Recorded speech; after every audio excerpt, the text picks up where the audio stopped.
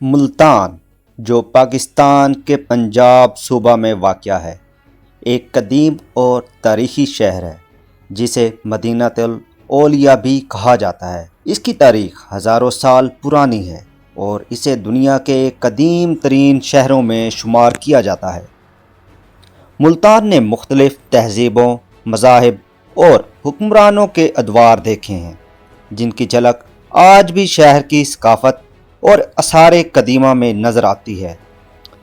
ہم ویدک دور پر نظر ڈالیں تو ملتان کا ذکر ویدک اور سنسکرت متون میں مالی استھان کے نام سے ملتا ہے، جو سورج دیوتا کے ایک مندر کا مرکز تھا۔ اور اگر ہم ہندو دھرم اور بدھ مت کے دور کو دیکھیں تو ملتان شہر ہندو اور بدھ مت کے پیروکاروں کا ایک اہم مذہبی مرکز بھی رہا ہے۔ یہاں کئی مندر اور استوپے بھی تعمیر کیے گئے ہیں۔ ہم یونانی اور ایرانی دور میں چلیں تو سکندر اعظم نے 326 قبل مسیح میں ملتان پر حملہ کیا اور اسے فتح کیا۔ اس وقت یہ مالوا سلطنت کا ایک حصہ تھا۔ اگر ہم اسلام آنے کے بعد ملتان شہر کی تاریخ دیکھیں تو 712 عیسوی میں محمد بن قاسم نے ملتان کو فتح کیا اور اسے اسلامی حکومت کا حصہ بنا لیا۔ اس وقت ملتان کو بیت الذهب یعنی سونے کا گھر بھی کہا جاتا تھا، کیونکہ یہاں کے سورج دیوتا کے مندر میں بہت زیادہ سونا موجود تھا۔ جیسا کہ ہم سب جانتے ہیں کہ ملتان کو سٹی آف سینٹ بھی کہا جاتا ہے۔ اسی وجہ سے ملتان نے کئی صوفی بزرگوں کی میزبانی کی، جن میں حضرت بہاؤالدین ذکریہ، شاہ رکن عالم اور شاہ شمس تبریزی جیسے اولیاء شامل ہیں۔ ان بزرگوں کی تبلیغ سے اسلام کو فروغ ملا اور شہر کو روحانی مرکز کا درجہ حاصل ہوا۔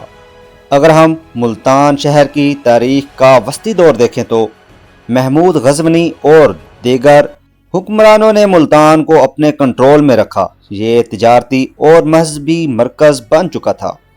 اگر ہم ملتان شہر کو مغل دور حکومت کے دوران دیکھیں تو مغل سلطنت کے دوران ملتان ترقی کا مرکز رہا اور یہاں پر مغل حکمرانوں نے کئی عمارتیں اور قلعے بھی تعمیر کروائے۔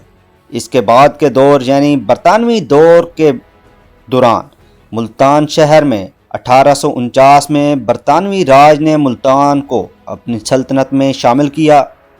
اس دوران جدید تعلیم، ریلوے اور دیگر انفراسٹرکچر کا قیام عمل میں آیا۔ 1947 میں پاکستان کے قیام کے بعد ملتان نے معاشی، ثقافتی اور زرعی میدان میں ترقی حاصل کی۔